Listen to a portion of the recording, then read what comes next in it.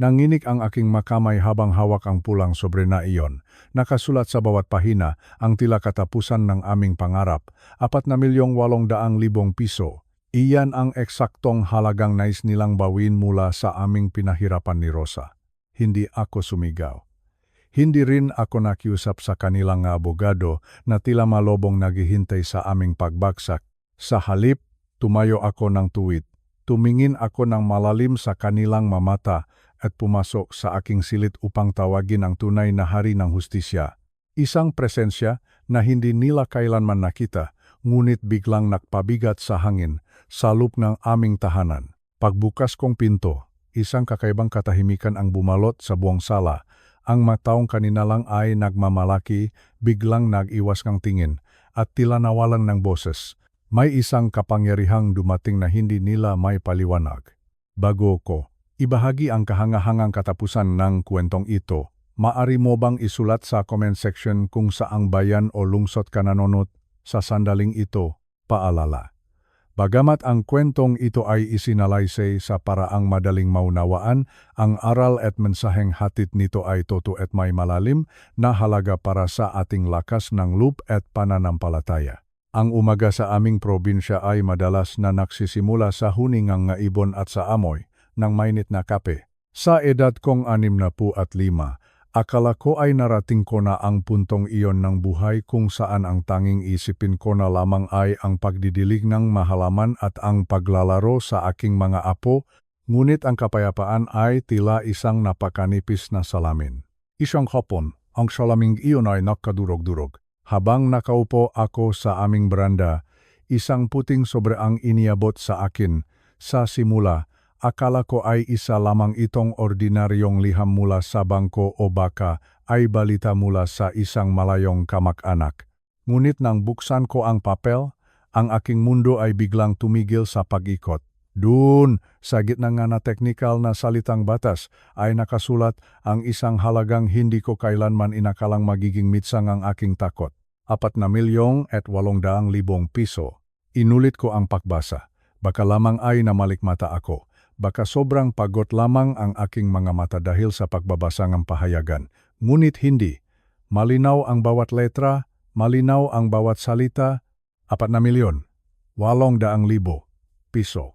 Ang aming lupain, ang lupang kinatatayuan ng aming bahay, ang lupang pinahirapan ko sa loob ng mahabang panahon bilang isang simpleng kawani ay sangkot sa isang malaking trangsap. Isang demandang hindi namin inaasahan. Nararamdaman ko ang bigat sa aking dibdib. Ang bigat na tila isang dambuhalang bato na nakadagan sa aking puso. Sa edad na 65, ang isang tao ay dapat nang nagpapahinga. Ang makamay na ito ay dapat nang humahawak ng makrayola para sa mga apo, hindi nanginginig sa takot dahil sa isang demanda. Paano nangyari ito? Paano naging ganito kalaki ang problema? Tumingin ako sa paligid ng aming munting tahanan. Nakita ko ang litrato sa dingding. Ang kasal namin ni Rosa, ang pagtatapos ng aming anak na si Maria, ang bawat sulok ng bahay na ito ay may kwento. Ang bawat haligi ay itinayo mula sa pawis at sakripisyo, at ngayon, sa isang iglap, ang lahat ng iyon ay tila mawawala dahil sa halagang 4,800,000 piso. Pumasok ako sa loob ng bahay at nakita ko si Rosa. Nakaupo siya sa kusina, abala sa paghahanda ng aming hapunan. Hindi ko alam kung paano ko sasabihin sa kanya. Paano ko ipapaliwanag sa aking asawa na ang aming katahimikan ay nabulabok na? Ang kanyang ngiti ay tila isang kutsilyo na humihiwa sa aking konsensya. Bilang haligi ng tahanan, ang tungkulin ko ay protektahan sila. Ngunit sa harap ng 4,800,000 piso, naramdaman ko ang aking pagiging maliit. Naramdaman ko ang aking pagiging walang kapangyarihan. Ang perang ito ay hindi lamang basta numero. Para sa amin na umaasa lamang sa maliit na pensyon, ang halagang ito ay katumbas ng habambuhay na pagtatrabaho. Wala kaming ganyang kalaking halaga. Kahit ibenta ko pa ang lahat ng aking ari-arian, kahit magtrabaho pa ako ng isa pang habambuhay, hindi namin kakayanin ang 4,000,000 piso at 800,000 piso. Nagsimulang magdilim ang langit sa labas, hudyat ng paparating na ulan. Ngunit ang mas matinding bagyo ay narito na salop ng aking isipan. Ang bawat patak nga ulan sa aming bubong ay tila boses na bumubulong ng panganib. Takot, iyon ang tanging nararamdaman ko. Isang uri ng takot na hindi ko naramdaman noong kabataan ko. Noong bata pa ako, kaya kong lumaban, kaya kong magsumikap.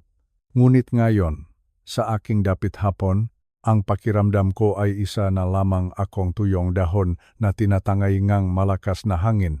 Naalala ko ang maaraw na nagtatrabaho pa ako sa opisina. Nagtitipid kami ni Rosa para sa kinabukasan. Iniisip namin na kapag dumating ang araw ng aming pagtanda, kami ay magiging kampante. Ngunit ang mundong ito ay mapaglaruan. Ang akala mong seguridad ay maari palang gumuho sa lupang isang sandali. Isang pirasong papel lamang ang kailangan upang sirain ang iyong gabi. Isang halaga lamang na 4,800,000 piso ang kailangan upang hindi ka na makatulog. Madilim na ang paligid. Ang ilaw sa aming sala ay tila mas malabo kaysa sa dati. Naupo ako sa aking paboritong upuan, hawak pa rin ang sobre na iyon. Ang aking isipan ay naglalakbay sa mga posibleng mangyari. Paano kung paalisin kami rito? Saan kami pupunta? Sa aming edad, saan kami magsisimula muli? Ang aming mga anak ay may sarili na ring pamilya at mga bayarin. Ayaw kong silang maging pabigat. Ayaw kong silang isama sa problemang ito na 4,000,000 piso at 800,000 piso. Ang problemang ito ay tila isang dambuhalang ulap. Isang madilim na ulap na tumatakip sa sikat nga araw. Wala akong makitang butas. Wala akong makitang pag-asa. Ang tanging nakikita ko ay ang malaking pagkakaungos ng aming kalaban. Sila ay mayaman. Sila ay makapangyarihan. At kami ay mga simpleng tao lamang na nais lamang ng mapayapang buhay. Ngunit sa gitna ng kadilimang ito, may isang maliit na tinik sa aking puso. Isang tinik na nagsasabing hindi pa ito ang huli. Ngunit sa mga sandaling iyon, ang tinik na iyon ay napakahina. Mas malakas ang sigaw ng aking pangamba. Mas malakas ang kaba sa aking dibdib habang binibikas ko sa aking isipan ang halagang 4,800,000 piso. Ito ang simula ng aking pakikipaglaban. Isang laban na hindi ko alam kung paano ko ako mananalo, isang laban na tila ba ang isang langgam ay humaharap sa isang elepante. Ang bigat ng bawat sentimo ay tilapasan ko sa aking likuran. 4,800,000. At sa gabing iyon, sa gitna ng tahimikan ng aming bahay, naramdaman ko ang pinakamatinding lungkot.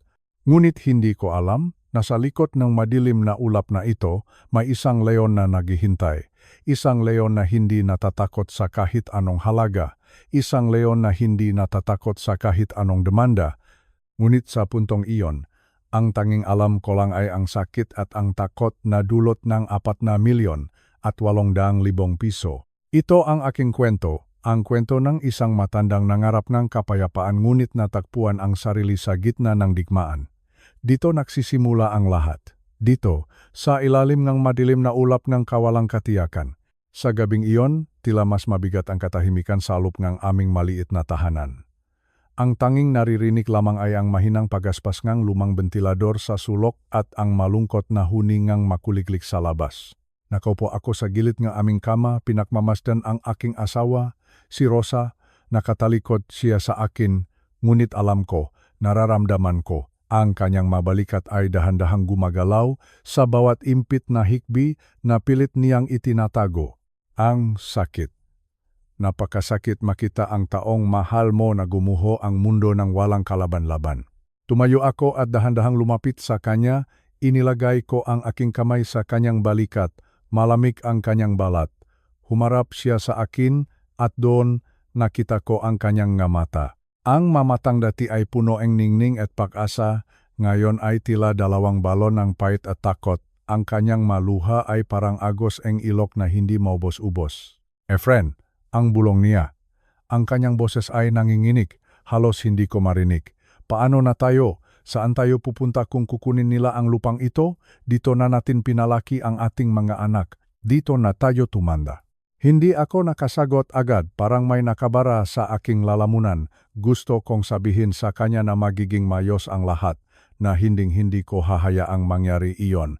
Ngunit paano?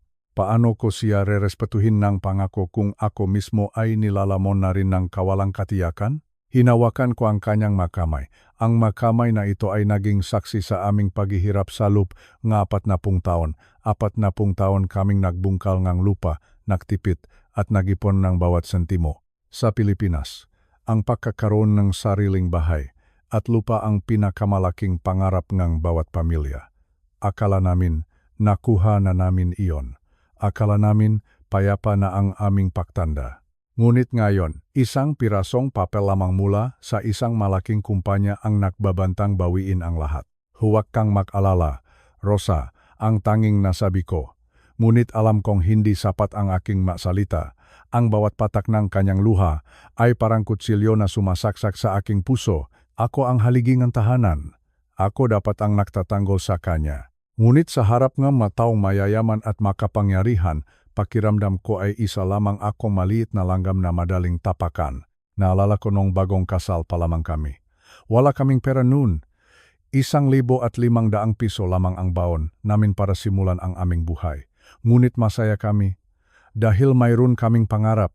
Ngayon, sa edad naming ito, kung kailan dapat ay nagpapahinga na tayo at naglalaro sa ating maapo, heto tayo at nahaharap sa ganitong unos. Nagpatuloy si Rosa sa kanyang pagiyak.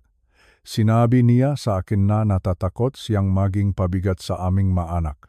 Ayaw niyang makita kami na nakatira sa kung saan-saang sulok lamang. Ang bahay na ito, kahit luma na, ay puno ng alaala. Bawat pako, bawat tabla ay may kuwentong pagsasakripisyo. Gabi-gabi, tila mas lumalalim ang lungkot ni Rosa. Kahit sa kanyang pagtulog, naririnig ko ang kanyang pagdaing. Ang kanyang pagkabalisa ay unti-unting nagnanakaw sa kanyang kalusugan. At ako, bilang kanyang asawa, ay nakatayo lamang sa tabi niya, walang magawa kundi ang yakapin siya at manalangin sa may kapal, ang kawalan ng lakas. Iyan ang pinakamahirap na pakiramdam para sa isang lalaki. Makikita ang iyong asawa na nagdurusa at hindi mo alam kung paano siya ililigtas. Ang bawat gabi ay nagiging isang mahabang laban sa isipan. Iniisip ko ang kinabukasan. Iniisip ko kung may milagro pa bang darating. Sana ang mga luha ni Rosa ay mapalitan ng ngiti balang araw. Ngunit sa ngayon, tanging ang tunog ng kanyang pag-iyak ang bumabalot sa aming munting tahanan. Maaga kaming gumising kinabukasan. Suot ang aking pinakamaayos na barong na matagal nang nakatago sa aparador, at si Rosa, nasuot ang kanyang simpleng bestida, nagtungo kami sa bayan. Kasama namin ang aming anak na si Maria at ang kanyang asawang si Ricardo. Mayroon kaming appointment kay Attorney Villanueva. Siya ang kilalang abogado sa aming lalawigan na tumutulong sa mga tulad naming maliliit ang boses. Habang lulan kami ng deep, walang masyadong nagsasalita. Nakatingin lamang ako sa labas. Pinakmamasdan ang mapalayan na mabilis naming nadadaanan. Ang hangin ay mainit, ngunit ang nararamdaman ko sa loop ay tila isang napakalamig na yelo. Pagdating namin sa opisina ni Attorney Villanueva, sinalubong kami ng amoy ng lumang libro at papel. Isang seryosong lalaki ang abogado. Mayroon siyang salamin na nakapatong sa dulo ng kanyang ilong. Pinaupo niya kami sa harap ng kanyang malaking mesa. Inilabas ko ang lahat ng aming dokumento. Ang malumang titulo, ang mga resibo ng buwis na binayaran namin sa loop ng maraming taon, at ang sulat na natanggap namin mula sa kumpanya. Binasa niya ang bawat pahina ng tahimik. Ang bawat sandaling tahimikan ay tila isang taon para sa akin. Naririnig ko ang tibok ng aking puso. Matapos ang ilang minuto, ibinaba ni Attorney Villanueva ang mapapel. Huminga siya ng malalim at tumingin sa amin. Doon pa lamang, alam ko na may masamang balita. Dahan-dahan siyang umiling. Mang Efren Aling Rosa ang simula niya. Ang kanyang boses ay mababa at punong paumanhin. Napakabigat ng laban na ito. Ang kumpanyang humahabol sa inyo ay isa sa pinakamalaking korporasyon sa bansa. Mayroon silang hawak na mas bagong titulo at ayon sa batas, ito ang mas kinikilala ngayon. Parang gumuho ang kisame ng opisina sa aking ulo, tumingin ako kay Maria, nakita ko ang takot sa kanyang mata. Si Ricardo naman ay napayuko at napakuyom ng kanyang palat. Ngun, te attorney, ang giit ni Maria, Dun na po tumanda ang nga magulang ko. Mayroon silang nga resibo na babayat silang milyar bawat taon ng walang kasing aga. Sumagot ang abogado, naintindihan ko ang inyong damdamin, Maria, ngunit sa mata ang batas kung minsan ang teknikalidad ang nananaik. Masyadong malakas ang kanilang koneksyon. Marami silang abogado at mayroon silang sapat na pera para patagalin ang kaso sa lupngang 10 o 20 taon. Dun ko naramdaman ang tunay na kawalan ngang pag-asa. 10 o 20 taon, wala na kaming ganoong kahabang panahon sa mundong ito. Ang aming lakas ay unti-unti nang nauubos. Paano naming lalabanan ang gisang giganti na hindi napapagod? Tumingin ako kay Rosa. Nakita ko ang muling pag-agos ng kanyang nga luha. Ang kanyang nga balikat ay bumaksak. Ang pag-asa na dala namin pagpasok sa opisinang ito ay biglang naglaho na parang usok. Wala na po bang ibang paraan? Ang tanong ni Ricardo. Ang kanyang boses ay punong galit at lungkot. Umiling muli ang abogado. Maari nating subukang iapela, ngunit kakailanganin natin ngang malaking halaga. Sa panimula pa lamang, baka umabot na tayo sa 50,000 piso para sa mga bayarin sa korte at iba pang papeles. At hindi pa doon nagtatapos iyon. 50,000 piso. Saan kami kukuhang ganong kalaking pera? Ang natitira naming iPhone ay hindi aabot sa kalahati niyan. Paglabas namin ngang opisina, ang araw ay napakainit, ngunit pakiramdam ko ay nasa gitna ako ngang isang malakas na bagyo. Naglakat kami patungo sa sakayan ng walang imikan. Ang bawat hakbang ay tila may nakatali na mabigat na kadena sa aming mga paa. Nang makauwi kami, naupo lamang si Rosa sa aming balkonahe. Nakatingin siya sa kawalan. Ang aming mga anak ay nag-usap sa kusina, pilit na nag-isip kung paano makakatulong, ngunit alam ko ang kanilang sitwasyon. Mayroon din silang sariling pamilya na dapat pakainin. Mayroon silang mga anak na pinag-aral. Doon ko napagtanto na ang hustisya ay tila isang marangyang bagay na para lamang sa mga mayayaman. Para sa aming mga maliliit, ang batas ay madalas na isang pader na mahirap gibain. Ang masandigan na inaasahan namin ang batas. Ang lakas ng kabataan, lahat sila ay tila naging mahina sa harap ng kapangyarihan at pera. Tumingala ako sa langit. Panginoon, ang bulong ko sa aking sarili, kayo na po ang bahala sa amin. Dahil sa sandaling iyon, ang tanging natitira na lamang sa amin ay ang aming pananampalataya. Ang lahat ng makalupang tulong ay tila tumalikot na sa amin. Ang bawat sandaling ang aming buhay ay tila isang paghihintay na lamang sa oras na kailangan na naming lisanin ang lugar na tinawag naming tahanan. Napakasakit, napakahirap tanggapin, ngunit ito ang realidad na kinakaharap namin ngayon. Isang laban na tila talo na kami bago pa man magsimula. Madilim na ang buong paligid. Ang tanging naririnig ko na lamang ay ang huningang nga kuliglik sa labas ng aming bintana at ang mahinang pag-ikot ng lumang ventilador sa aming sala. Hindi ako makatulog.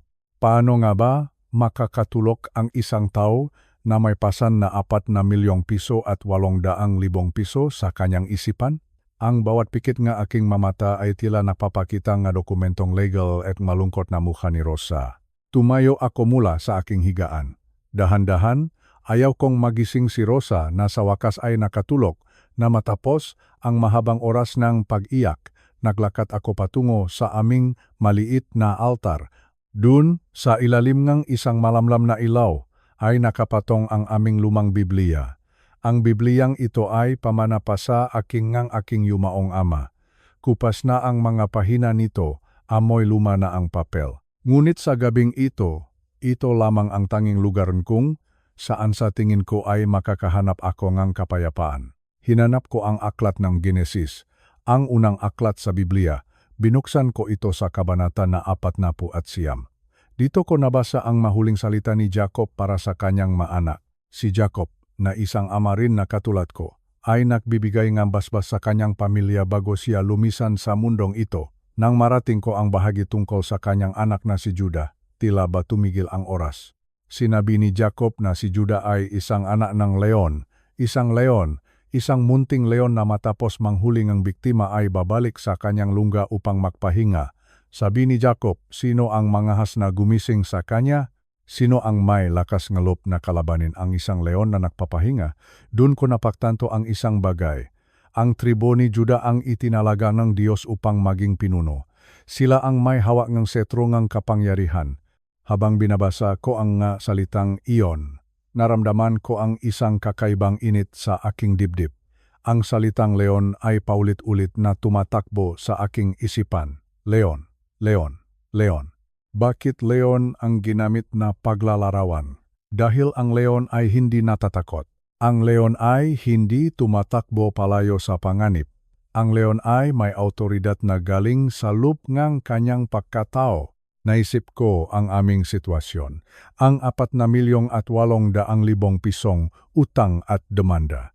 Sa harap ng problemang ito, pakiramdam ko ay isa lamang akong maliit na daga na nagtatago sa sulok. Takot ako, nangihina ako. Ngunit ang salita ng Diyos ay nagsasabing ang aking pinakmulan, ang aking espiritual na pamilya ay nakmula sa linya ng maleon. Ang propesiyang ito ay libu-libong taon na ang nakalipas. Ngunit sa gabing ito, sa loob ng aking tahimik na bahay sa Pilipinas, tila ba ito ay isinulat para sa akin, para kay Efren, na isang retiradong kawani. Para kay Efren na hindi alam kung saan kukuhang pambayad sa abogado. Ang setrongang kapangyarihan ay hindi alis kay Juda. Ibig sabihin, ang tagumpay ay nakatalaga na para sa mga anak ng Diyos. Hinanap ko pa ang ibang mga bersikulo. Gusto kong intindihin kung bakit si Juda ang pinili. Si Juda ay hindi perpektong tao. Marami rin siyang pagkakamali sa buhay. Ngunit siya ang pinili ni Diyos upang maging pinagmulanan ni Mesiyas.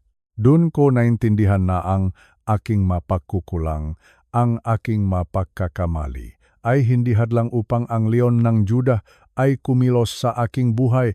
Hinigpitan ko ang hawak sa lumang Biblia. Naramdaman ko ang texture ng mga pahina sa aking mga daliri. Ang bawat salita ay tila isang gamot sa aking sugatang puso. Ang leon ay darating. Ang leon ay narito na. Bakit ako matatakot sa mataong ang tanging hawak ay papel at pananakot? Ang mataong humahabol sa amin para sa 4,000,000 piso at 800,000 piso ay maaring may kapangyarihan sa mundong ito. Ngunit ang leon ay may kapangyarihan sa lahat ng bagay. Hindi ko namalayan na lumuluha na pala ako, hindi dahil sa lungkot, kundi dahil sa pag-asa.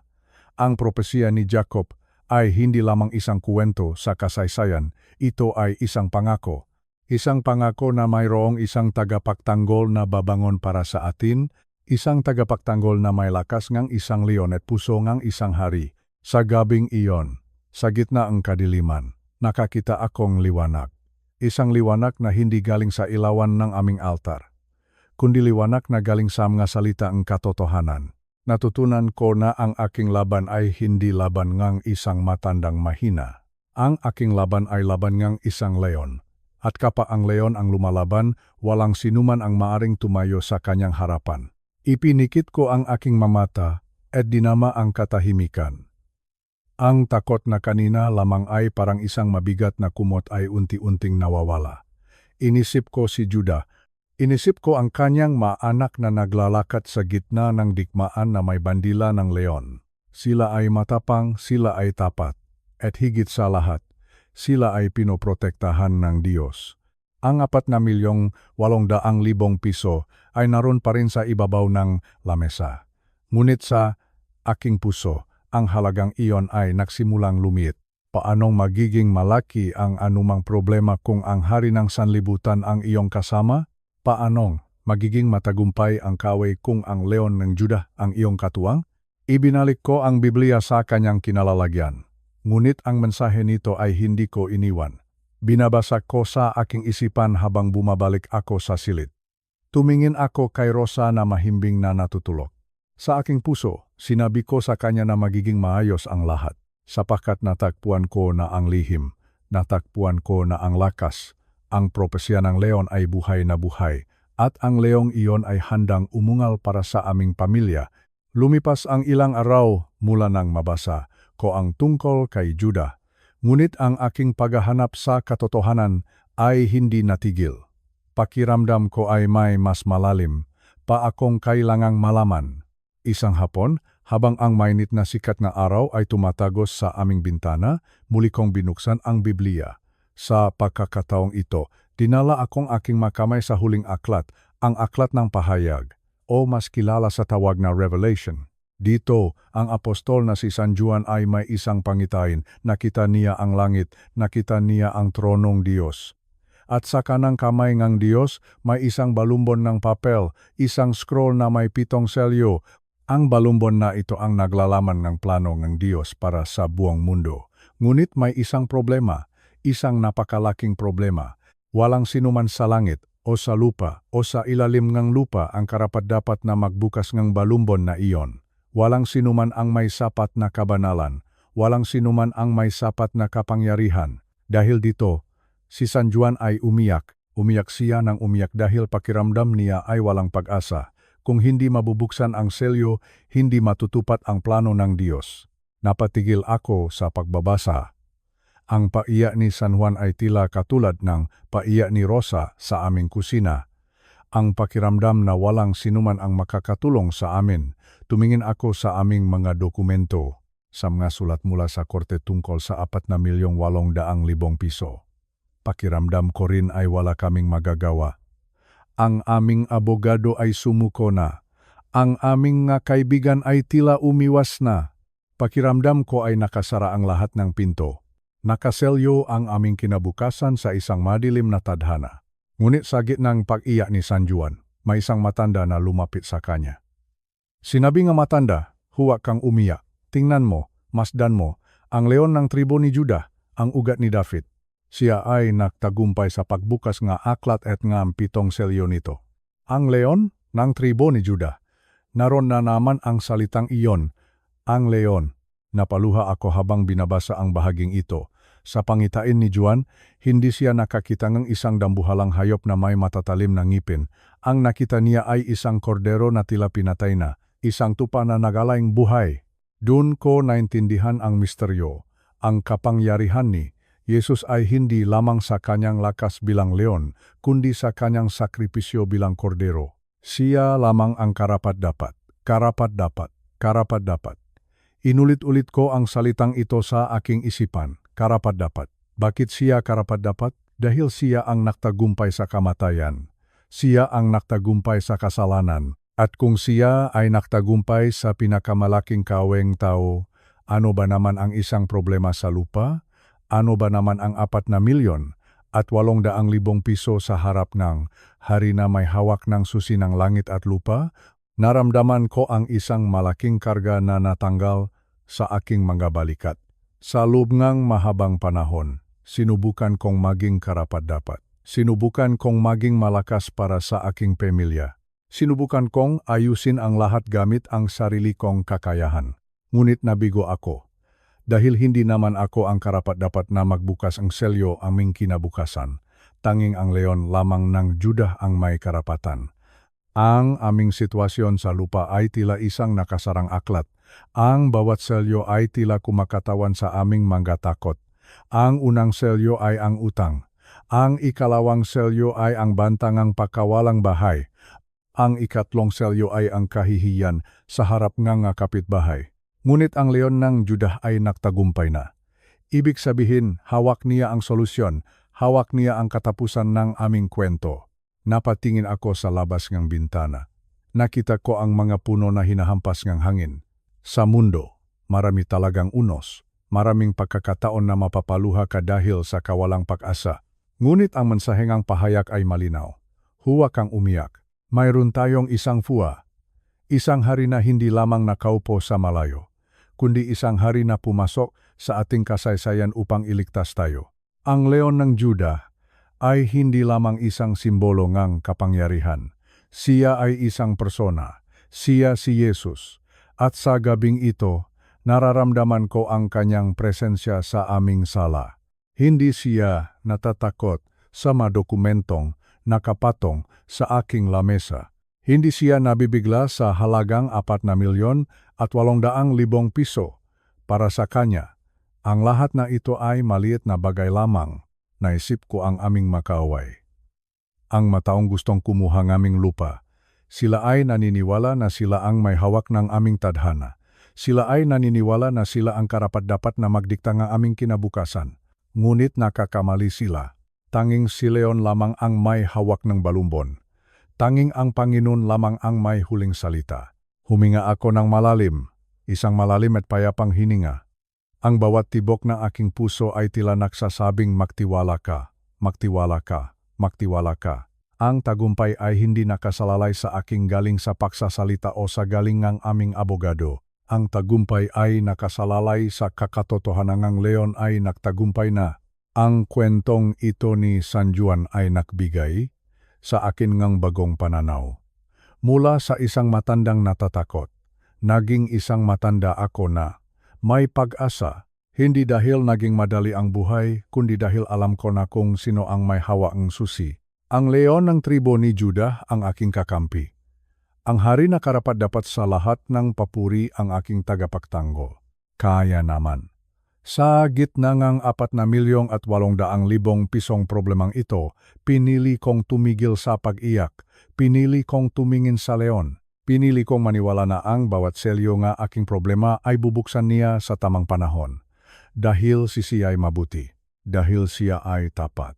At higit sa lahat, dahil siya lamang ang karapat-dapat. Habang lumilipas ang maaraw sa gitna ng aming pagsubok, unti-unting bumubukas ang aking isipan sa isang katotohanang hindi ko dati lubos na naunawaan. Nakaupo ako sa aming lumang tumba-tumba, pinagmamasdan ang dapit hapon. Naisip ko, sa loob ng maraming taon ng aking pagsisimba, lagi kong naririnig ang tungkol kay Jesus bilang ang kordero ng Diyos. Ang maamong tupa. Ang tagapagligtas na tahimik na nagdusa para sa ating mga kasalanan. At totoo iyon, napakaganda ng imaheng iyon. Ang kordero ay kumakatawan sa kanyang sakripisyo. Siya ang nag-alay ng kanyang sarili upang tayo ay mapatawad. Ngunit sa gabing iyon, habang iniisip ko ang aming problema na 4,000,000 at 800,000 piso, napagtanto ko na kailangan ko ng higit pa sa isang maamong tupa. Kailangan ko ng isang tagapagtanggol. Dito ko natuklasan ang dalawang mukhang pag-ibig ng Diyos. Si Jesus ay ang kordero, ngunit siya rin ang leon. Ang kordero ay para sa ating kapatawaran. Ang leon ay para sa ating proteksyon. Ang kordero ay dumating upang mamatay para sa atin. Ang leon ay narito upang lumaban para sa atin. Napatingin ako kay Rosa na noon ay nagtitiklop nga damit sa sala. Nakita ko ang pagod sa kanyang mamata. Nakita ko ang takot na pilit niyang itinatago. Lumapit ako sa kanya at hinawakan ang kanyang makamay. Sinabi ko sa kanya, Rosa, alam mo ba na ang Panginoong pinaglilingkuran natin ay hindi lamang mamo? Siya rin ay mabaksik kung kailangan upang protektahan ang kanyang kawan. Ang pag-ibig ng Diyos ay hindi lamang malambot. Ang pag-ibig niya ay matapang. Isipin mo ang isang ina. Siya ay napakalambot sa kanyang sanggol. Ngunit kapag may panganib na lumapit sa kanyang anak, nagiging parang isang leon siya na handang pumatay upang makligtas. Ganito ang leon ng Judah. Ang kanyang pag-ibig para sa atin ang nagtutulak sa kanya upang maging ating pinakamabigat na tagapagtanggol. Sa loob ng mahabang panahon, akala ko ay kailangan ko lang maging matiisin. Akala ko ay kailangan ko lang tanggapin ang lahat ng pang-api nga aming makaaway. Akala ko ay iyon ang ibig sabihin ng pagiging tupa. Ngunit mali ako. Ang tupa ay sumusunod sa pastol, at ang pastol na iyon ay ang leon. Ang leon na umaungal kapag ang kanyang pamilya ay hinahamon. Ang 4,000,000 at 800,000 piso na ito ay tila isang lobo na gustong kumain sa aming kinabukasan. Ngunit ang lobong iyon ay walang laban kapag ang leon na ang humarap sa kanya. Naintindihan ko na ang pag-ibig ng Diyos ay may dalawang aspeto na hindi pwedeng mahiwalay. Kung wala ang kordero, wala tayong kaligtasan. Ngunit kung wala ang leon, wala tayong seguridad sa mundong ito. Naramdaman ko ang pagbabago sa aking panalangin. Hindi na lamang ito isang panalangin ng pahingi ng awa. Naging panalangin na itong pakilala sa kanyang kapangyarihan. Panginoon, salamat dahil ikaw ang kordero na nahugas sa aking mga kasalanan. Ngunit salamat din dahil ikaw ang leon na tumatayo ngayon sa harap ng aking pamilya. Ikaw ang leon na humaharap sa mga taong gustong kumuha ng aming tahanan. Ang leon ng Judah ay hindi natatakot sa ingay ng mundo. Hindi siya nabibigla sa mga bantangang tao. Ang kanyang pag-ibig ay isang proteksyon na hindi kayang tibagin ng anumang demanda o anumang halagang ang pera. Ang 4,000,000 at 800,000 piso ay tila isang malaking pader, ngunit sa harap ng leon, ang pader na iyon ay parang buhangin lamang na tinatangay ng hangin. Ngumiti si Rosa nang marinig ang salitang ito. Nakita ko ang muling paknining ng kanyang mga mata. Sinabi niya sa akin, "Efren, ngayon ko lang naintindihan. Hindi tayo pinabayaan ng Diyos. Pinoprotektahan niya tayo sa paraang hindi natin nakikita." Ang dalawang mukha ng pag-ibig na ito ang nagbigay sa akin ng balanse. Alam ko na ako ay pinatawad, kaya mayroon akong kapayapaan. At alam ko na ako ay pinoprotektahan, kaya mayroon akong katapangan. Ang kordero at ang leon, sila ay isa. Sila ay si Jesus. At siya ang hari na naglalakad kasama namin sa gitna ng unos na ito. Kaya naman, sa tuwing mararamdaman ko ang panghihina, inaalala ko ang leon. Inaalala ko ang kanyang ungal na nagpapatigil sa universo. Inaalala ko na ang kanyang pag-ibig ay hindi lamang isang yakap, kundi isang kalasag. Ang leon ay narito. Ang leon ay gising. At ang leon ang magtatapos ng laban na ito para sa amin. Sa gitna ng aming pakikipaglaban sa kasong ito na nakakahalaga ng 4,000,000 at 800,000 piso, natutunan ko ang tungkol sa 3 haligi ng kapangyarihan ng leon. At ang unang haligi ay ang sovereignty o ang ganap na karapatan ng Diyos. Isang gabi, habang nanonood ako ng balita, nakita ko ang pagtaas ng presyo ng bilihin. Nakita ko ang gulo sa ekonomiya at ang pagbabangang halagang piso. Naisip ko, paano na kami? Kung ang mundo mismo ay nakakagulo, paano pa ang aming maliit na pamilya? Paano namin mababayaran ang mga gastusin kung ang lahat ay tila laban sa amin? Ngunit doon pumasok ang paalala ng banal na espiritu sa aking puso. Ang leon ay hindi humihingi ng pahintulot para mamuno. Ang isang leon sa kagubatan ay hindi nagtatanong sa ibang hayop kung pwede ba siyang maging hari. Siya ay hari dahil iyon ang kanyang pagkatao. Ang Diyos ay hindi naghihintay ng desisyon ng korte sa lupa bago siya kumilos. Siya ang may-aring lahat ng lupa. Siya ang may-aring ang bawat piso sa mundong ito. Ang unang haligi na ito, ang ganap na karapatan, ang nagpabago sa aking pananaw. Naintindihan ko na ang Diyos ay hindi natatakot sa kung anong nangyayari sa ating gobyerno. Hindi siya nasa-stress sa kung magkano ang palitan ng dolyar at piso. Hindi siya nababahala sa 4,000,000 at 800,000 piso na hinahabol sa amin. Bakit? Dahil siya ang may kontrol sa lahat ng bagay. Sovereignty. Ibig sabihin, siya ang huling otoridad. Kung sasabihin ng leon na sapat na, titigil ang lahat. Kung sasabihin niya na ang aming bahay ay mananatili sa amin, walang sinumang abogado o korporasyon ang makakakuha nito. Ang kanilang kapangyarihan ay hiram lamang. Ang kapangyarihan ng leon ay sa kanya mismo nagmumula. Naisip ko ang aming kalaban. Akala nila ay sila ang may kontrol. Akala nila ay dahil mayroon silang pera at koneksyon. Sila na ang magdidikta ni aming tadhana. Ngunit nakalimutan nila na may isang hari na mas mataas sa kanila. Isang hari na hindi kailangang sumunod sa kanilang mapatakaran. Ang ganap na karapatan ng Diyos ay nangangahulugan na siya ang sumusulat ng katapusan ng kwento, hindi ang matao. Pumasok ang aking manugang na si Ricardo sa sala. Mukhang pagod na pagod siya mula sa pakikipag-usap sa ilang tao tungkol sa aming kaso. Sabi niya pa, "Parang napakahirap yata nitong pinapasok natin. Masyadong malakas ang kalaban." Tiningnan ko siya nang may kalmado sa aking muka. Sabi ko, "Ricardo, anak, makinig ka. Ang kalaban natin ay tao lamang. Ang proteksyon natin ay ang leon ng Juda. Alam mo ba ang ibig sabihin niyon? Ibig sabihin, ang hari natin ay hindi kailangang makiusap sa kanila. Siya ang may-ari ng universo. Ang 4,000,000 at 800,000 piso na ito ay parang isang butil lang ng bigas sa harap ng kanyang kayamanan. Ang ganap na karapatan ay ang haligi na nagbibigay sa atin ng kapayapaan. Kapag alam mo na ang Diyos ang may huling salita, Hindi ka na mag-alala sa bawat hagbang ng kaaway. Parang isang laro ng chess. Maring akala ng kalaban ay nananalo na sila, ngunit ang Grandmaster ang may hawak ng huling gala. At ang aming Grandmaster ay ang Leon ng Juda. Naisip ko ang aming mga bank account. Walang laman. Naisip ko ang aming mga ari-arian. Nanganganib. Ngunit tumingin ako sa langit. Ang langit ay hindi kailanman nagkaroon ng krisis sa pera. Ang langit ay hindi kailanman nagkaroon kakulangan. Ang ganap na karapatan ngang Diyos ay nangangahulugan na ang aming pangangailangan ay sagutin niya at siya ay may sapat na paraan upang gawin iyon. Nagsimula akong maglakad sa loob ng aming bahay na may bagong autoridad. Hindi na ako yumuyuko sa takot. Hindi na ako nagtatago sa dilim, sapagkat alam ko na ang leon ang nangunguna sa aming pamilya. Ang unang haligi ay nakatayo ng matatag. Ang sovereignty ng Diyos ang aming sandigan. Ang 4,000,000 at 800,000 piso ay hindi na isang bundok. Ito ay isa na lamang pagkakataon para ipakitang Diyos ang kanyang kapangyarihan. Naniniwala ako na ang bawat detalye ng aming buhay ay nasa kanyang mga kamay. Walang nangyayari nang hindi niya alam. Walang nangyayari na hindi niya pinahihintulutan.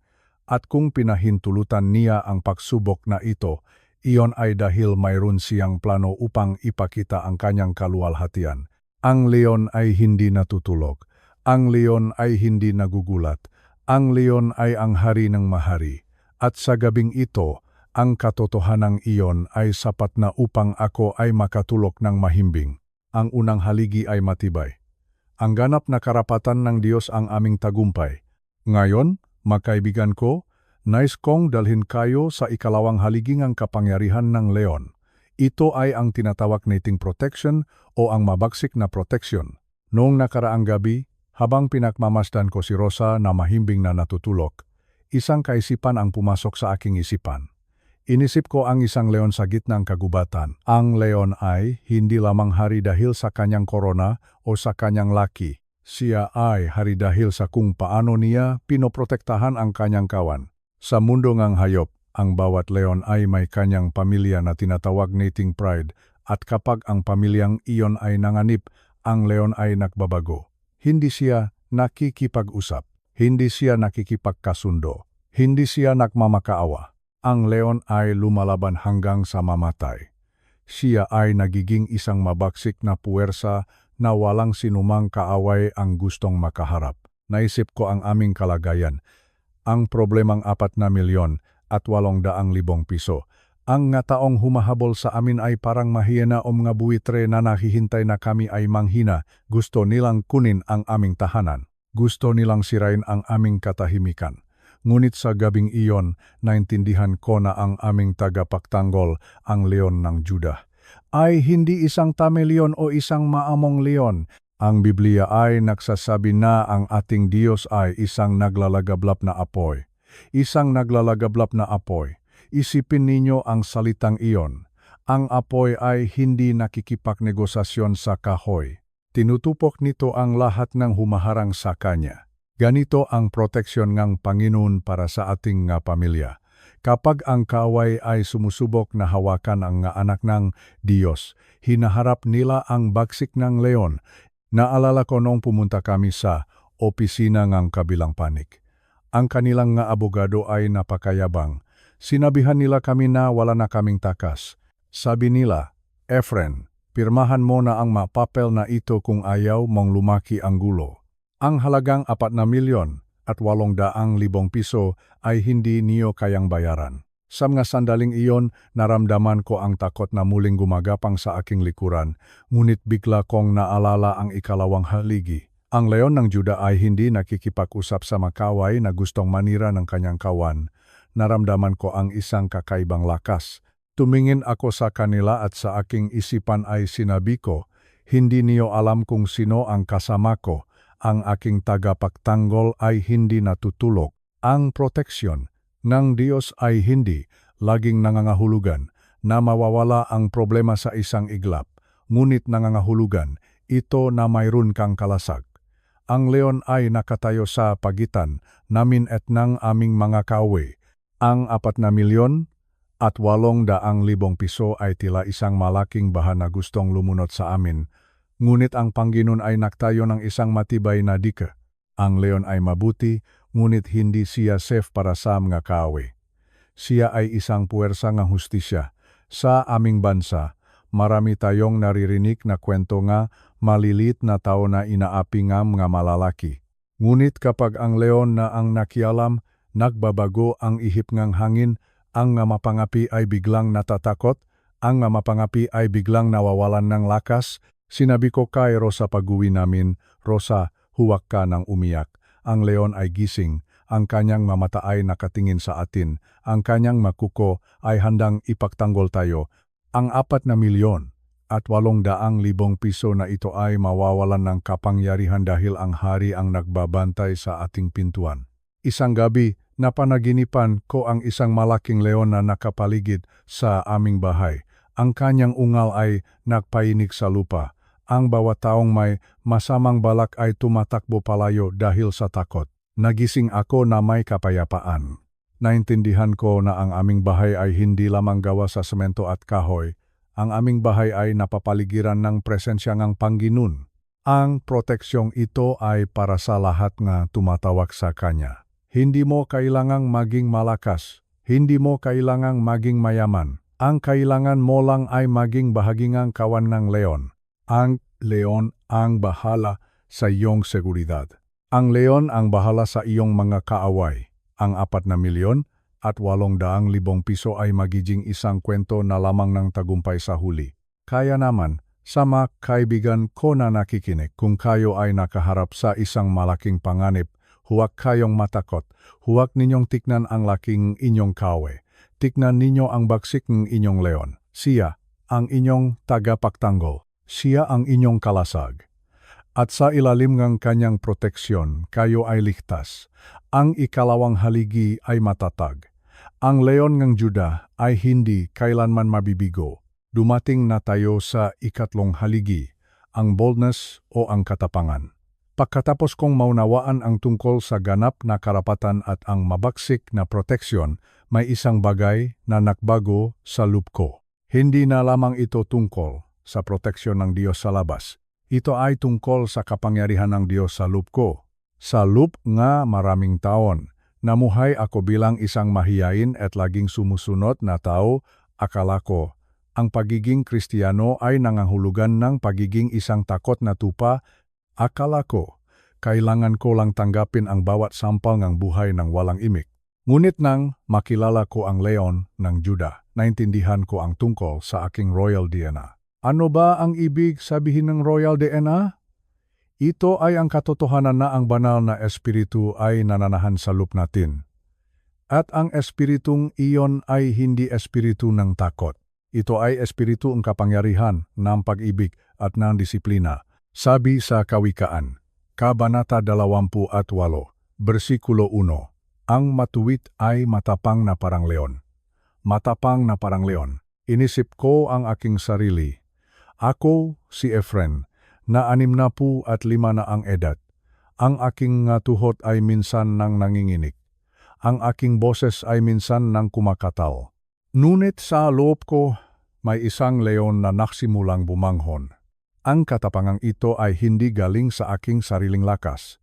Galing ito sa pagkakakilanlan ko bilang anak ng hari. Isang araw, kailangan naming humarap sa korte para sa usapin nga 4,000,000 at 800,000 piso. Noong una, ang balak ko ay yumuko na lamang at tanggapin ang anumang sabihin nila.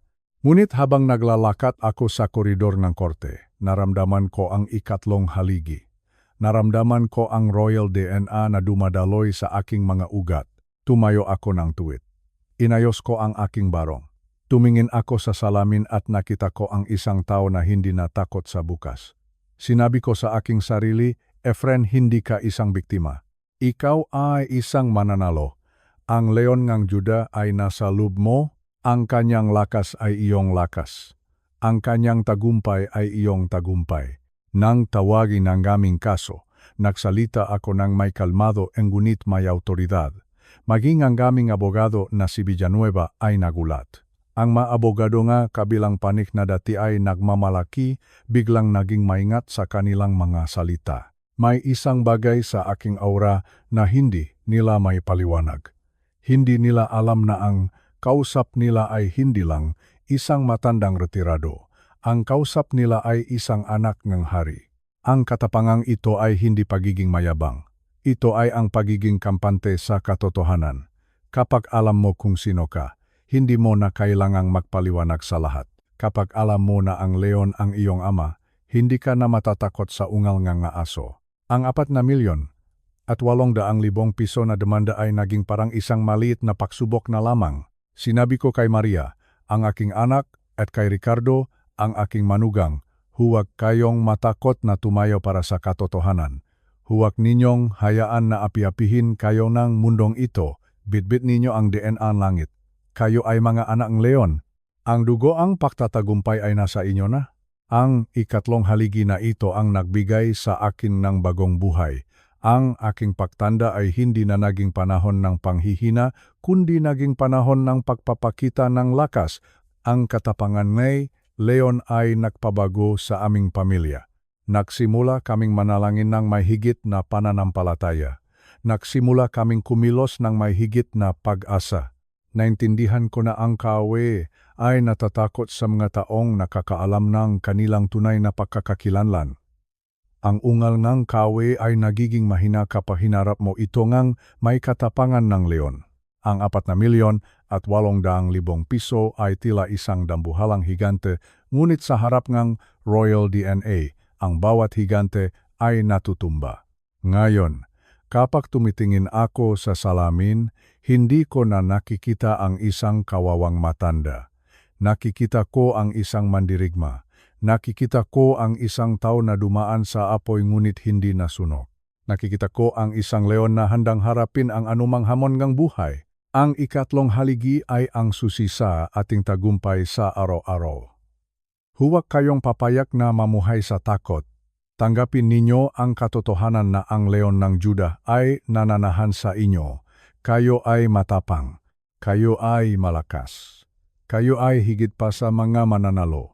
At sa harap en anumang problema, gaano man ito kalaki, tumayo kayo ng tuwid at hayaan ang leon sa loop ninyo na umungal. Ang tagumpay ay inyo na, mga kaibigan. Kasama ko sa paglalakbay na ito, dumating tayo sa isang napakahalagang bahagi ng ating kwento. Bakit ba sa kabilang lahat ng ating nalaman tungkol sa leon, ay nakakaramdam pa rin tayo ng matinding takot? Bakit ba sa tuwing darating ang balita tungkol sa 4,000,000 at 800,000 piso, ay tila bumabalik tayo sa pagiging maliit at walang kapangyarihan? Isang gabi, habang nakaupo ako sa dilim, naintindihan ko ang sikreto ng ating kaaway. Ang kaaway ay gumagamit ng ingay, isang napakalakas na ingay. Ang Biblia ay nagsasabi na ang Diablo ay naglalakad na parang isang leong umuunggal na naghahanap ng malalamon. Ngunit pansinin ninyo ang salitang ginamit, parang isang leon. Ibig sabihin, hindi siya ang tunay na leon, siya ay isang mapagpanggap. Siya ay isang imitasyon lamang. Ang ungal ng ating problema, ang bantangang nga abogado, at ang halagang 4,000,000 at 800,000 piso ay tila isang napakalakas na tunok na bumabalot sa ating pandinig. Ang ingay na ito ay idinisenyo upang hilingin ang ating atensyon. Gustong kaway na tumingin tayo sa kanya. Gusto niyang maniwala tayo na siya ang may hawak ng ating tadhana. Ngunit narito ang katotohanan na nagpabago sa aking buhay. Ang ungal ng kaaway ay isang walang laman na tunok. Bakit? Dahil ang tunay na leon, ang leon ng tribo ni Judah, ay nadurok na ang ulo ng kalaban. Ang laban ay tapos na. Ang tagumpay ay nakuha na ni Jesus sa krus. Ang naririnig nating ungal ngayon ay ungal ng isang natalong kaaway. Parang isang aso na malakas tumahol pero wala namang ngipin. Naalala ko nung kinausap ako ng aking asawa na si Rosa. Sabi niya, Efren, bakit parang hindi ka na natatakot sa banta nila? Hindi mo ba naririnig ang sabi ng mga tao sa labas? Sabi nila ay wala na tayong pag-asa. Sabi nila ay kukunin na ang ating lupa dahil sa 4,000,000 at 800,000 piso na iyan. Tiningnan ko si Rosa at ngumiti ako. Sabi ko sa kanya, Rosa, naririnig ko ang kanilang ingay, ngunit mas naririnig ko ang katahimikan ng Panginoon. Ang ungal nila ay parang hangin lang na dumadaan. Ang kaaway ay sumisigaw dahil alam niyang wala na siyang kapangyarihan sa atin. Gusto lang niya tayong takutin upang tayo mismo ang sumuko, pero hindi tayo susuko dahil ang hari ay nasa loob ng ating bahay. Naisip ko ang ating kultura sa Pilipinas. Minsan, mas mabilis kumalat ang masamang balita kaysa sa mabuting balita. Ang pananakot tungkol sa kaso ay tila mas malakas kaysa sa mga pangako ng Diyos. Ngunit kailangan nating matutunang makinig sa tamang boses. Ang ungal nga kaaway ay para sa ating pagkawasak, ngunit ang ungal nga leon ng Yuda ay para sa ating kalayaan. Ang 4,800,000 piso na iyan ay isang numerong isinulat sa papel ng tao, ngunit ang pangako ng Diyos ay isinulat sa dugo ng kordero. Alin ang mas matimbang? Alin ang mas totu? Sa gabing iyon, pinili kong huwag ng pakinggan ang ungal ng takot. Pinili kong pakinggan ang awit ng tagumpay. Ang kaaway ay mapanlinlang. Gagamitin niya ang iyong maala-alangang kabiguan. Gagamitin niya ang iyong edad na 65 upang sabihing wala ka ng lakas. Gagamitin niya ang iyong kawalan ng para upang sabihing ikaw ay talunan. Ngunit ang lahat ng iyan ay kasinungalingan. Ang ungal niya ay walang laman dahil wala siyang autoridad sa mga anak ng Diyos. Mga kapatid, huwag kayong palinlang sa lakas ng tunok. Minsan, ang pinakamalakas sumigaw ay ang pinakamahina sa katotohanan. Ang leon ng Juda ay hindi kailangang sumigaw ng paulit-ulit para patunayan ang kanyang lakas. Isang ungal lang niya, tumatahimik ang universo. Kapag ang hari ay nagsalita, ang lahat ng kaso at lahat ng demanda ay kailangang yumuko. Kaya naman, sa tuwing darating ang mga negatibong kaisipan tungkol sa 4,800,000 piso, sinasabi ko sa aking sarili, iyan ay ungal lamang ng isang natalong kalaban. Ang aking hari ay nagtagumpay na, ang aking hari ay nakaupo sa trono. At dahil kasama ko siya, ang bawat pananakot ay mawawalang ng bisa. Ang tagumpay ay akin na, hindi dahil sa aking galing, kundi dahil sa tapos ng gawaang leon. Sa kabanatang ito, nais kong ibahagi sa inyo ang tungkol sa pagbabago ng ating pananaw. Bakit nga ba madalas tayong kumikilos na parang mga takot na tupa? Sa gitna ng ating paharap sa kasong 4,800,000 piso, napagtanto ko na ang aming pinakamalaking kalaban ay hindi ang kabilang panik. Ang pinakamalaking kalaban ay ang aming sariling isipan na nakasanayan na ang matakot. Ang tupa ay isang hayop na madaling matakot. Kapag may narinig na kaluskos, tumatakbo ito. Kapag nakakita ng anino, nanginginig ito. At sa loob ng mahabang panahon, ganyan ang naging buhay ko. Sa tuwing may darating na sulat mula sa korte, hindi ako makakain. Sa tuwing may makikita akong hindi pamilyar na tao, sa harap ng aming bahay, mabilis ang tibok ng aking puso. Namumuhay ako sa ilalim ng anino ng 4,800,000 piso. Ngunit tinawag akong Panginoon upang lumabas sa kaisipang iyon. Sinabi niya sa akin, Efren, ikaw ay tupa ko, ngunit ikaw ay sumusunod sa isang leon. Hindi ka dapat mamuhay sa takot dahil ang pastol mo ay ang hari ng mahari. Ibig sabihin, ang iyong identidad ay hindi nasa iyong kahinaan, kundi sa kanyang kalakasan. Naisip ko ang aming mga anak, sina Maria at Ricardo. Nakita ko sa kanila ang parehong takot. Nakita ko kung paano sila nag-alala sa aming kinabukasan. Sinabi ko sa kanila isang hapon habang kami ay nakmerienda, mga anak, itigil na natin ang pag-iisip na parang mabiktima. Hindi tayo mga kawawang tupa na naghihintay lang na lamunin ng problema. Tayo ay mga anak ng leon ng Juda. Ang pakbabaho na isipan ay hindi madali.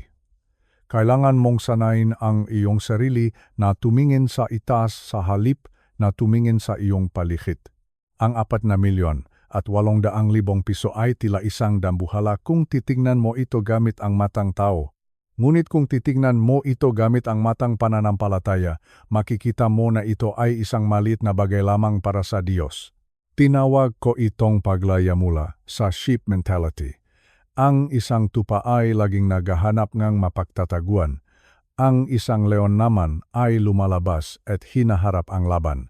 Bilang mga nakatatanda, sa edad nating 65 pataas, may tendensya tayong mag-isip na tayo ay pabigat na o wala na tayong magagawa. Ngunit hindi iyan ang plano ng Diyos. Gusto niya na sa ating pagtanda, tayo ay maging mas matapang dahil mas marami na tayong nakitang katapatan ng Diyos. Sinabi ko kay Rosa, hindi na tayo iyak sa gabi dahil sa takot. Kung iyak man tayo, iyon ay dahil sa kagalakan sa presensya ng Panginoon. Ang aming bahay ay naging lugar ng pagsamba sa halip na lugar ng pag-aalala. Binago namin ang atmosfera ng aming tahanan. Sa halip na pag-usapan ng utang na 4 na milyon at 800,000 piso, pinag-usapan namin ang mahimalan ng Diyos sa aming buhay. Ang paglaya mula sa isipan ng takot na tupa ay nangangahulugan din ng pagtanggap sa aming royal DNA. Ibig sabihin, alam namin na kami ay protektado. Alam namin na kami ay pinahahalagahan. Ang leon ay hindi hinahayaan ang kanyang kawan na mapahamak ng walang dahilan. Ang bawat pagsubok ay may hangganan. At ang hangganan ng aming paghihirap ay ang tagumpay ng leon. Mga kaibigan, inaanyayahan ko kayo na iwanan na ang inyong takot. Huwag na kayong maglakat na parang mga talunan. Tumayo kayo ng tuwid. Itaas ninyo ang inyong mga ulo, hindi dahil kayo ay magaling, kundi dahil ang kasama ninyo ay ang FUA. Ang 4 na milyon at 800,000 piso na iyan ay hindi magiging hadlang sa inyong kaligayahan kung ang inyong tiwala ay nasa leon ng Juda. Ang leon ay naglalakat sa tabi mo. Nararamdaman mo ba ang kanyang presensya? Nararamdaman mo ba ang init ng kanyang proteksyon? Kapag naintindihan mo ito, ang iyong meekness o kaamuan ay mahahaluan ng might o kapangyarihan. Hindi ka na basta-bastang tupa na susunod-sunod sa agos ng mundo. Ikaw ay magiging isang leon na magpapabago sa takbo ng iyong pamilya at ng iyong komunidad. Ang tagumpay ay nagsisimula sa ating isipan. Kung naniniwala ka na ikaw ay talo, talo ka na nga.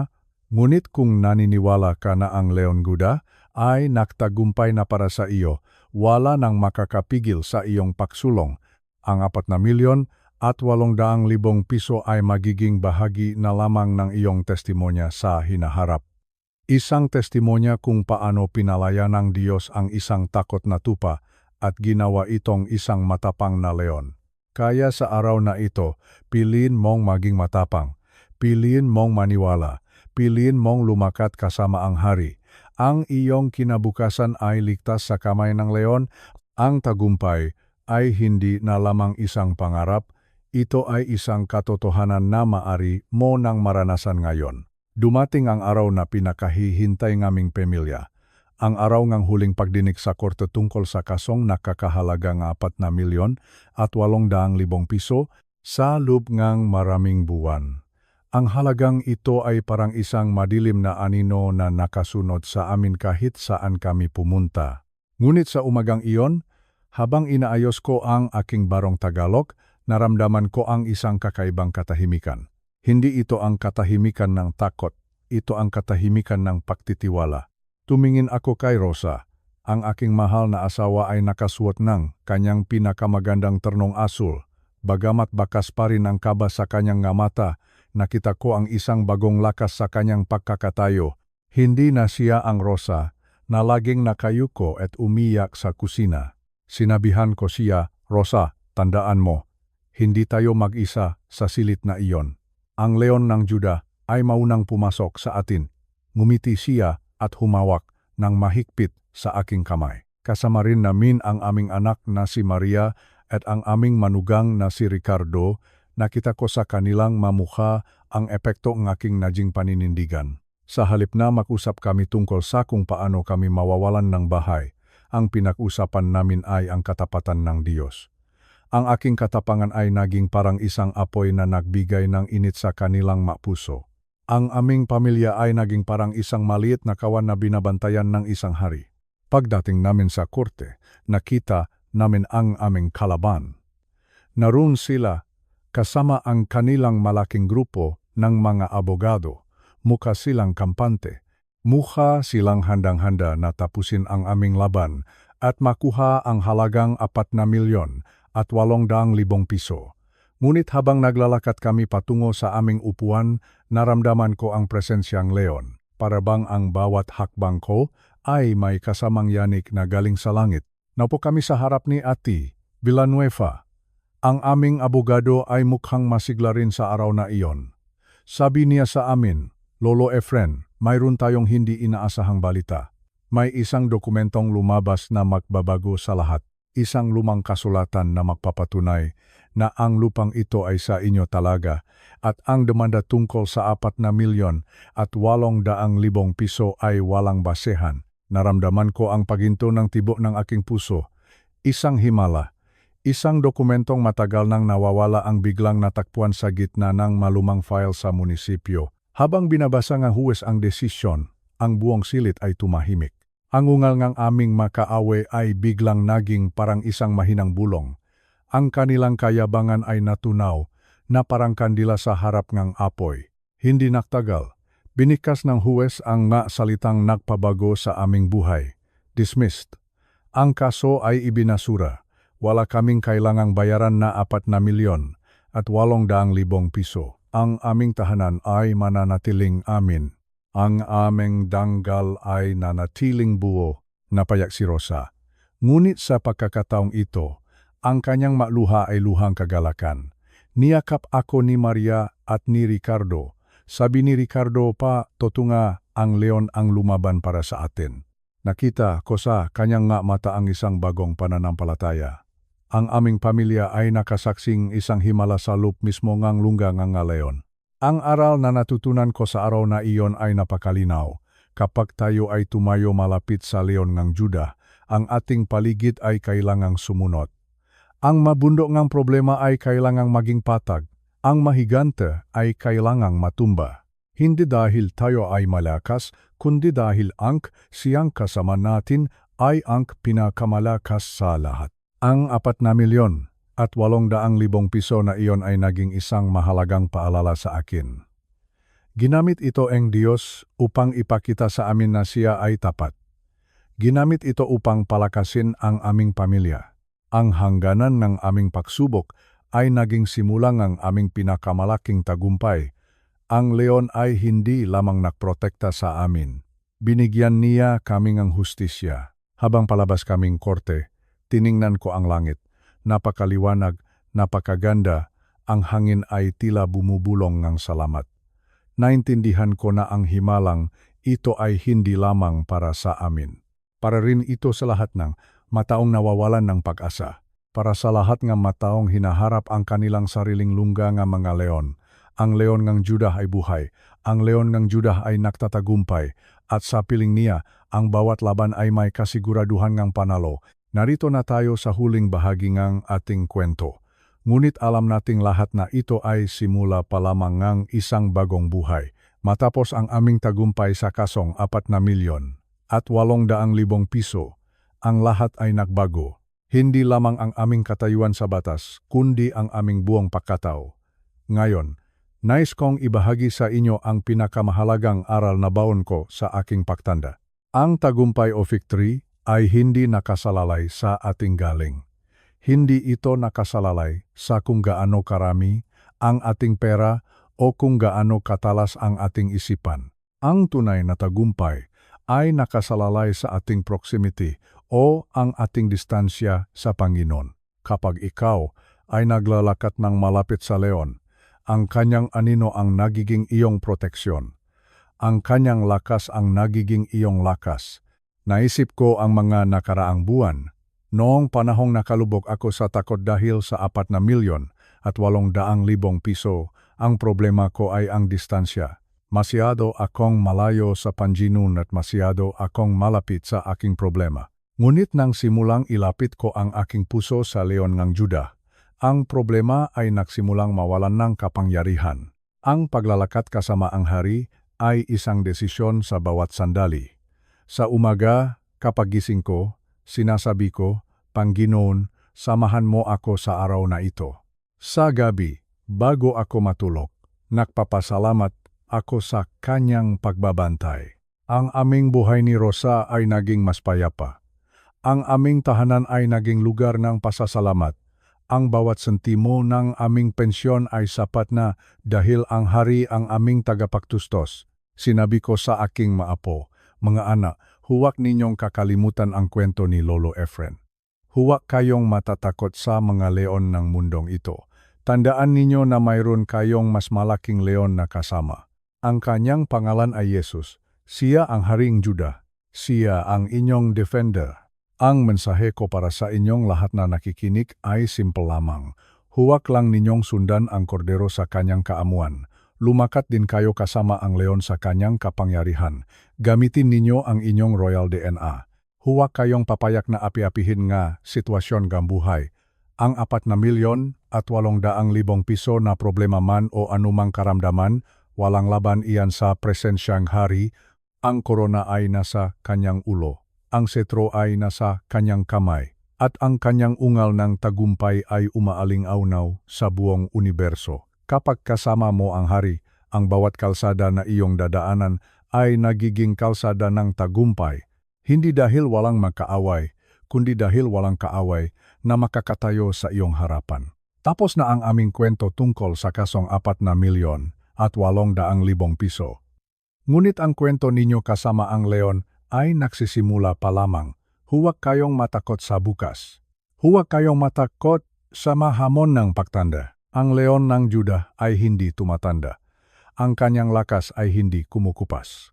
Siya ang inyong ultimate defender noon, ngayon, at magpakailanman. Bilang pagtatapos, nais kong pasalamatan ang bawat isa sa inyo na nakinig sa aming karanasan. Naway ang apoy ngang katapangan ay makalap sa inyong mga puso. Naway ang ungal ng leon ay magbigay sa inyo ng kapayapaan sa gitna ng bagyo. Tandaan, hindi ka lang isang tupa. Ikaw ay anak ng hari. Ikaw ay kabilang sa pamilya ng leon.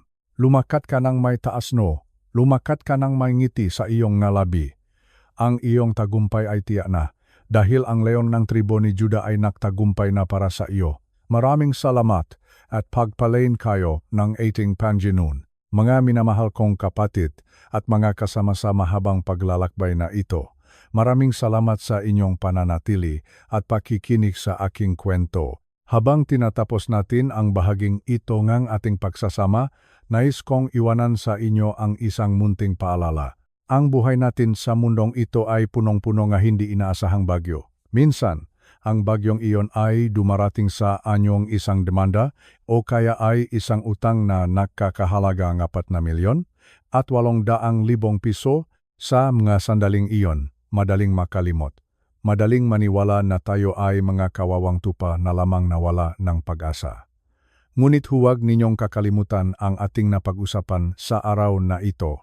Ang leon ng tribo ni Juda ay hindi lamang isang kwento sa loob ng Biblia. Siya ay buhay. Siya ay tunay. At higit sa lahat, siya ay nasa panig ninyo. Sa aking edad na 65, marami na akong nakitang hirap. Marami na akong naramdamang takot. Ngunit wala nang hihigit pa sa kapayapaang naramdaman ko nung simulang lumakat ako kasama ang hari. Ang 4,000,000 at 800,000 piso na dati ay tila dambuhalang bundok ay naging patak dahil sa kanyang kapangyarihan. Kaya naman, bago ko tapusin ang videong ito, nais kong tanungin kayo. Handa na ba kayong bitawan ang inyong takot? Handa na ba kayong tumayo ng tuwid at hayaan ang leon sa loob ninyo na maghari? Huwag kayong matakot sa ungal ng kaway. Ang tunay na leon ay nagtagumpay na. Ang bawat selyong inyong problema ay kaya niyang buksan. Kung ang kwentong ito ni Lolo Efren ay nagbigay sa inyong lakas, o kung naramdaman ninyo ang presensya ng Panginoon sa gitna ng inyong pakikinig, hinihiling ko na pindutin ninyo ang subscribe button. I-click ninyo ang bell icon upang palagi tayong makasama sa bawat kwento ng pananampalataya na ating ibabahagi. Ang inyong suporta ay malaking tulong upang maabot pa natin ang mas maraming kapatid na nangangailangan ng pag-asa. Ibahagi ninyo ang videong ito sa inyong mga anak, sa inyong maapo, o sa inyong mga kaibigan na kasalukuyang nakaharap sa kanilang sariling lunggang ng mga leon. Sabihin ninyo sa kanila, huwag kang matakot dahil ang hari ay gising.